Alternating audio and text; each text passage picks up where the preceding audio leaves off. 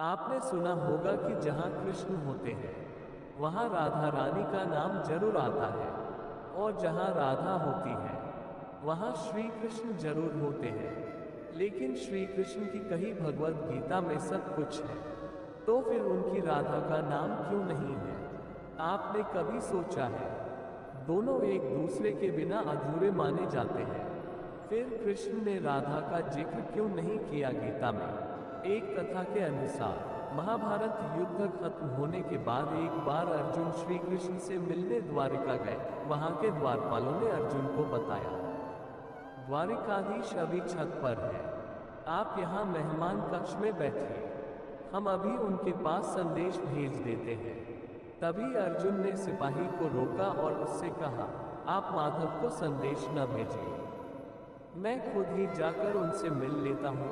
इतना कहकर अर्जुन श्री कृष्ण से मिलने छत पर चले गए। जैसे ही वो छत पर पहुँचे, उन्होंने देखा कि गोविंद मुस्कुराकर किसी से बात कर रहे हैं। जब अर्जुन श्री कृष्ण के थोड़ा और पास आए तो देखा माधव चांद को देखकर उससे बात कर रहे हैं। दरअसल चांद में राधा रानी की छवि दिखाई दे रही थी और श्री कृष्ण अपनी राधा से बात कर रहे थे। अर्जुन चुपचाप वहां खड़े होकर गोविंद का इंतजार करने लगे। वहीं दूसरी ओर ब्रज में राधा रानी यमुना किनारे खड़ी चांद में श्री कृष्ण को देखते हुए उनसे बात कर रही थी। तभी राधा ने श्री कृष्ण से पूछा, कान्हा, तुमने अर्जुन को इतना श्रेष्ठ गीता का ज्ञान दिया जिससे वो महाभारत जैसे युद्ध में जीत हासिल कर पाया, लेकिन तुमने उसे वो रहस्य क्यों नहीं बताया? इतना कहने के बाद राधा रानी की छवि उस चांद से गायब हो गई। अर्जुन ये बात सुनकर चौंक गए और उनके मन में बेचैनी होने लगी।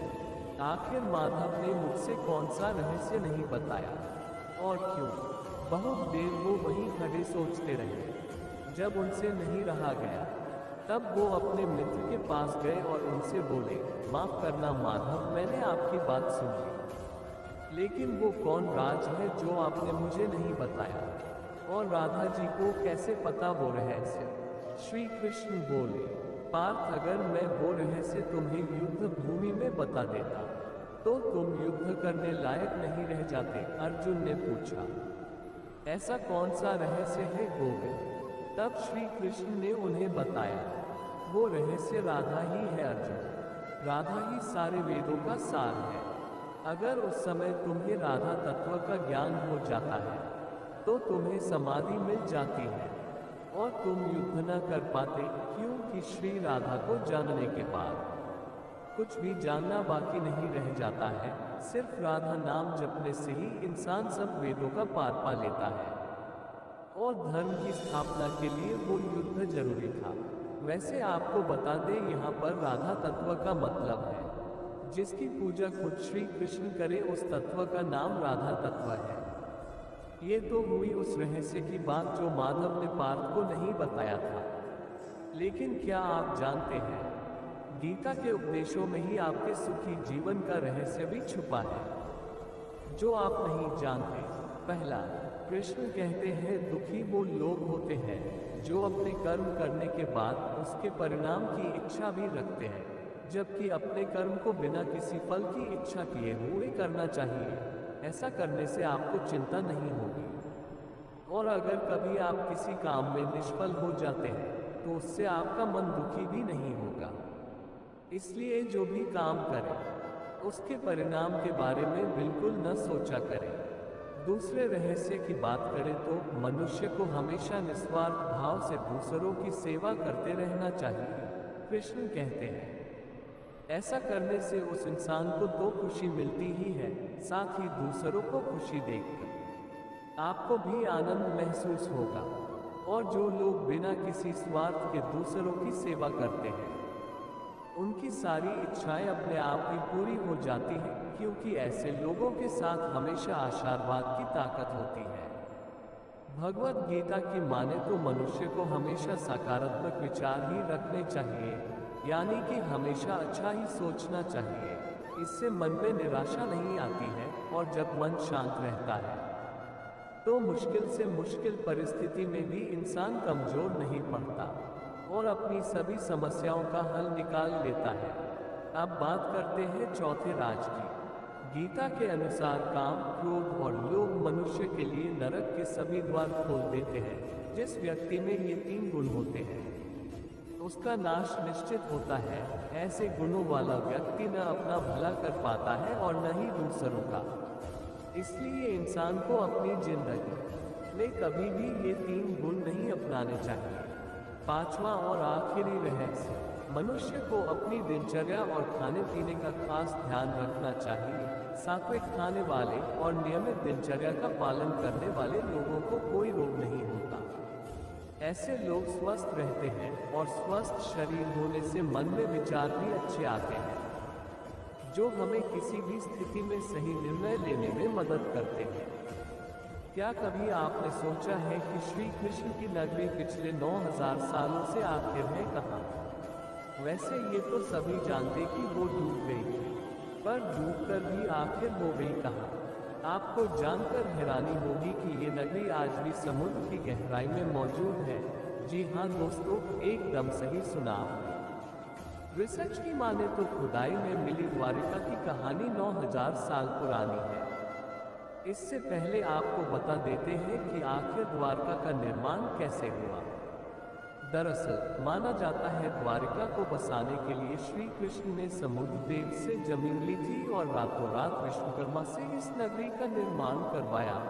ये नगरी खूबसूरती और बेहतरीन वास्तुकला की मिसाल थी, लेकिन श्री कृष्ण की मौत के बाद ये पूरी नगरी समुद्र में डूब गई। वहीं इसके डूबने के पीछे 2 मुख्य कारण थे।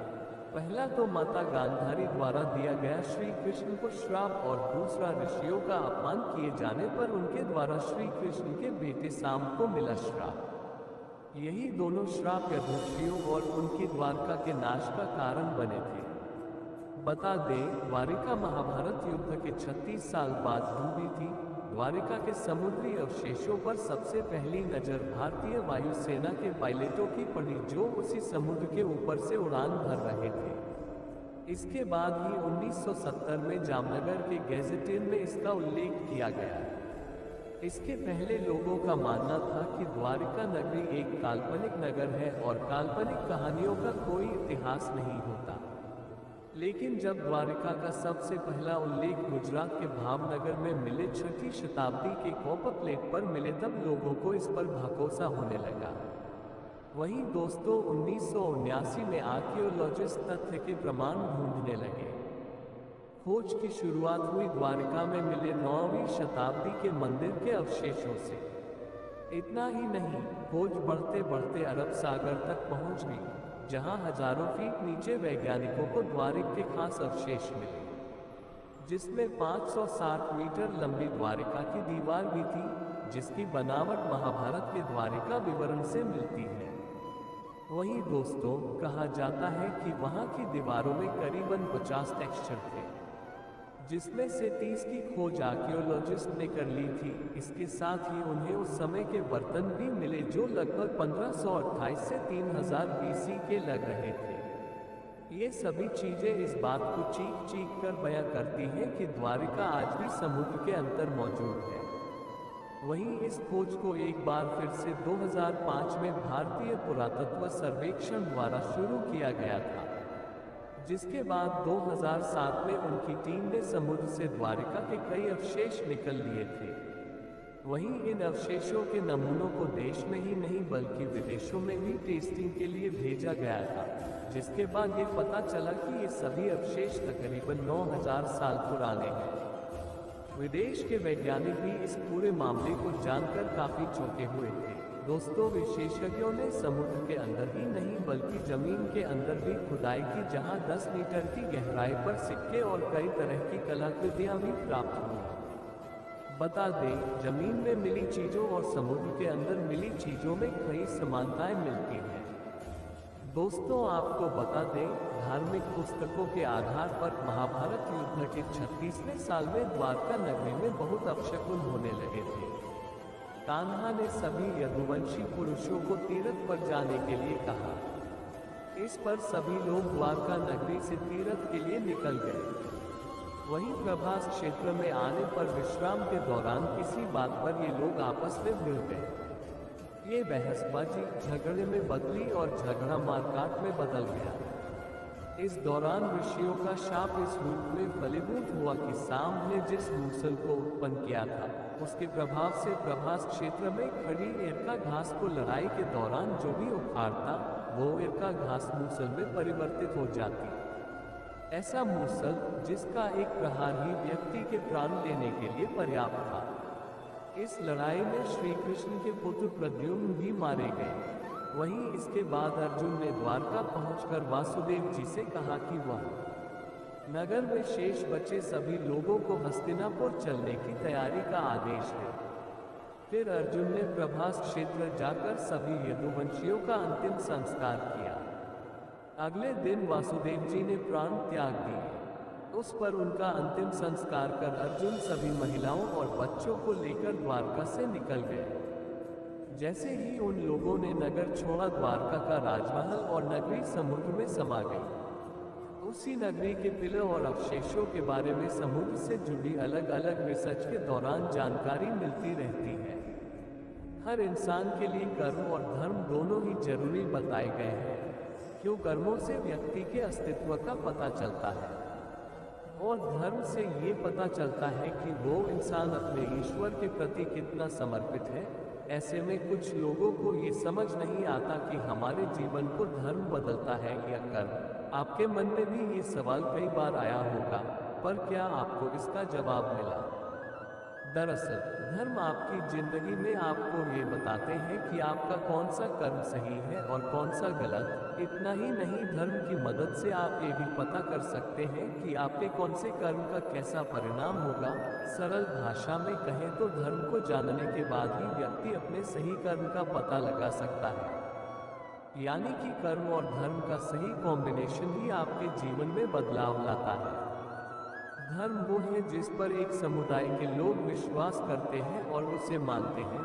वहीं आप जो भी अच्छे बुरे काम करते हैं, वो कर्म की श्रेणी में आते हैं। कर्म और धर्म को और बेहतर समझने के लिए आपको सबसे पहले इनके बीच के अंतर को जानना है। कर्म दो तरह के बताए गए हैं। एक वो जिसमें मनुष्य अपना स्वार्थ यानी कि अपना फायदा देखता है और तब उसे करता है। दूसरा कर्म वो है जो निस्वार्थ भाव से दूसरों की भलाई के लिए किया जाता है, और इन दोनों के दो फल होते हैं, एक पाप और दूसरा पुण्य। पाप से मन दुखी होता है और पुण्य से सुख मिलता है। इसलिए धर्म हमेशा आपको पुण्य कर्म की राह पर चलने को कहता है। गीता में श्री कृष्ण कहते हैं, निष्काम कर्म की अपेक्षा सकाम कर्म बहुत छोटे होते हैं। इसलिए मनुष्य को फल की चिंता किए बिना सिर्फ अपने कर्म पर ध्यान देना चाहिए, क्योंकि कर्म किए बिना संसार में कोई नहीं रह सकता और हमारी प्रकृति किसी न किसी बहाने से यहाँ रहने वाले हर प्राणी से काम करवा ही लेती है। आपको बता दें, धर्म शब्द की उत्पत्ति संस्कृत के ध्री से हुई है, जिसका मतलब होता है धारण करना। धर्म हम मनुष्य के लिए बनाया गया है, ना कि ईश्वर के लिए, और धर्म कभी अकेला नहीं रहता। इसे जो भी इंसान धारण करता है उसे संयम, त्याग, विवेकशीलता और प्रेम भी प्राप्त होता है। धर्म की मदद से आप इस दुनिया रूपी सागर को पार कर सकते हैं। मान्यता है कि धर्म इतना शक्तिशाली होता है कि वो समाज में कलह नहीं पैदा होने देता, क्योंकि वो समाज में एकता बनाकर रखता है।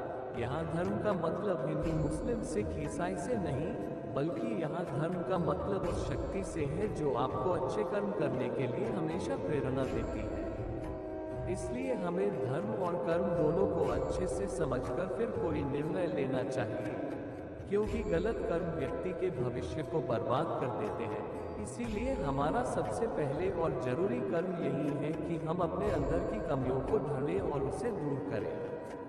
यहाँ कर्म का आपके भाग्य से कोई लेना देना नहीं होता है, क्योंकि हम जैसे कर्म करते हैं वैसा फल हमें मिलता है। आसान भाषा में कहें तो जैसा करेंगे वैसा भरेंगे। और वैसे भी ये तो आप सभी जानते हैं कि आपके कर्म पलट करके आपके पास वापस जरूर आते हैं। वही भगवान श्री कृष्ण भी यही कहते हैं, इंसान का अधिकार सिर्फ उसके कर्मों पर है, न कि उसके फल पर। इसलिए उसे बिना कर्मों के फल के बारे में सोचे अपने काम करने चाहिए, क्योंकि मनुष्य के सारे कर्मों के साक्षी भगवान खुद होते हैं। इसलिए कहा जाता है कि आप इंसान से छुपकर काम तो कर के सकते हैं, लेकिन भगवान से नहीं, क्योंकि वो हर जगह मौजूद है। कहते हैं संसार में कुल 84 लाख योनियां हैं, जिसमें से मनुष्य का जन्म हमें केवल एक बार मिलता है, और इसी योनि में किए गए कर्मों के आधार पर हमारा अगली योनि तय की जाती है। इसलिए कहा गया है मनुष्य योनि में जितना हो सके उतना अच्छे कर्म करें, क्योंकि हमारे पास सिर्फ इसी योनि में ये क्षमता होती है कि हम ये समझ सके कि कौन सा कर्म अच्छा है और कौन सा खराब। इसलिए ऐसा कोई भी कर्म न करें जिसकी आपको भविष्य में भारी कीमत चुकानी पड़े। सरल भाषा में कहें तो धर्म व्यक्ति को गलत मार्ग पर चलने से रोकता है, और इंसान के अच्छे कर्म उसे मोक्ष प्राप्त करने में उसकी मदद करते हैं। इसलिए धर्म और कर्म रिश्ता वैसा ही जैसा शरीर और आत्मा का। तो दोस्तों, धर्म को अच्छे समझें और फिर अपना कर्म करें। आपके जीवन को कौन बदलता है, कर्म या धर्म? आप जानते हैं, श्री कृष्ण के बचपन के दोस्त सुदामा का एक ऐसा रूप भी था जिसकी वजह से भोलेनाथ को इनका वध करना पड़ा था। इस पर विश्वास करना थोड़ा मुश्किल तो है, लेकिन अगर हम इतिहास के पन्ने पलटे तो ये सच सामने आता है। लेकिन सोचने वाली बात है, आखिर ऐसे उन्होंने क्यों किया?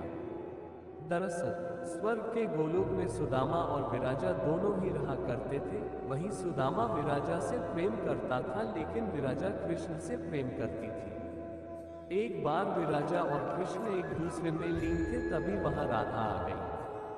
फिर क्या होना था? विराजा को श्री कृष्ण के साथ देखकर राधा ने विराजा को गोलोक से पृथ्वी पर निवास करने का श्राप दे दिया। इतना ही नहीं, कुछ कारणों के चलते उन्होंने सुदामा को भी पृथ्वी पर निवास करने का श्राप दे दिया, जिससे उन्हें स्वर्ग से पृथ्वी पर आना पड़ा। कुछ वर्ष बाद जब श्राप फलित होने का समय आया तो सुदामा ने दानवराज दंभ के घर पुत्र के रूप में जन्म लिया, जिसका नाम शंखचूड़ रखा गया, और विराजा धर्मध्वज के यहाँ तुलसी के रूप में हुआ। इसके बाद राक्षस राजदंभ का विवाह तुलसी से हो गया। शंखचूड़ माता तुलसी से विवाह के बाद उनके साथ अपनी राजधानी वापस लौट आए। बता दें, शंखचूड़ को ब्रह्मा जी से वरदान मिला था कि जब तक तुलसी तुम पर भरोसा करेगी तब तक तुम्हें कोई जीत नहीं पाएगा। इसके साथ ही उन्होंने शंखचूड़ को रक्षा के लिए एक सुरक्षा कवच भी दिया गया था। वहीं बीतते समय के साथ शंखचूड़ धीरे धीरे हर युद्ध जीतता जा रहा था, जिसके बाद वो तीनों लोकों का स्वामी बन गया। शंखचूड़ के क्रूर अत्याचार से परेशान देवताओं ने भगवान ब्रह्मा से इसका समाधान मांगा। तभी ब्रह्मा जी ने इस समस्या के समाधान पर भगवान विष्णु से सुझाव मांगा, लेकिन विष्णु जी ने देवताओं को शिव जी से सुझाव लेने को कहा। देवताओं की परेशानी को समझते हुए शिव जी शंखचूड़ से युद्ध करने के लिए अपने पुत्रों कार्तिकेय और गणेश को इस युद्ध के लिए मैदान में उतारा। इसके बाद भद्रकाली ने भी अपनी विशाल सेना के साथ शंखचूड़ से युद्ध किया, लेकिन शंखचूड़ पर भगवान ब्रह्मा के वरदान के कारण वध कर पाना काफी मुश्किल हो गया था, और आखिरी में भगवान विष्णु युद्ध के दौरान शंखचूड़ के सामने प्रकट हुए और उनसे उनका कवच मांगा, जो उन्हें ब्रह्मा जी ने दिया था। शंखचूड़ ने तुरंत ही कवच भगवान विष्णु को दे दिया, जिसके बाद भगवान विष्णु उस कवच को पहनकर मां तुलसी के सामने शंखचूड़ के अवतार में पहुंच गए। उनके रूप को देखकर मां तुलसी ने उन्हें अपना पति मानकर उनका आदर सत्कार किया, और इनके कारण मां तुलसी का पतिव्रता नष्ट हो गया। पत्नी तुलसी की पतिव्रता में शंखचूड़ की शक्ति बसी थी। वरदान की शक्ति के समापन पर भगवान शिव ने शंखचूड़ का वध किया और देवताओं को उसके अत्याचार से मुक्त करा दिया। तो इसलिए श्री कृष्ण के मित्र सुदामा के पूर्वजन्म शंखचूड़ का भगवान शिव ने वध किया। आपको बता दें, माता तुलसी ने भगवान विष्णु को श्राप दिया कि वह अपनी पत्नी से अलग हो जाएंगे। राम के अवतार में भगवान सीता माता से अलग होते हैं। वहीं भगवान को पत्थर का होते देख सभी देवी देवता में हाहाकार मच गया। फिर माता लक्ष्मी ने तुलसी से प्रार्थना की, तब उन्होंने जगत कल्याण के लिए अपना श्राप वापस ले लिया और खुद जलंधर के साथ सती हो गई। इसके बाद उनकी राख से एक पौधा निकला जिसे भगवान विष्णु ने तुलसी नाम दिया और खुद के एक रूप को पत्थर में समाहित करते हुए कहा कि आज से तुलसी के बिना मैं प्रसाद स्वीकार नहीं करूंगा। इस पत्थर को शालिग्राम के नाम से तुलसी जी के साथ ही पूजा जाएगा। कार्तिक महीने में तुलसी जी का शालिग्राम के साथ विवाह भी किया जाता है।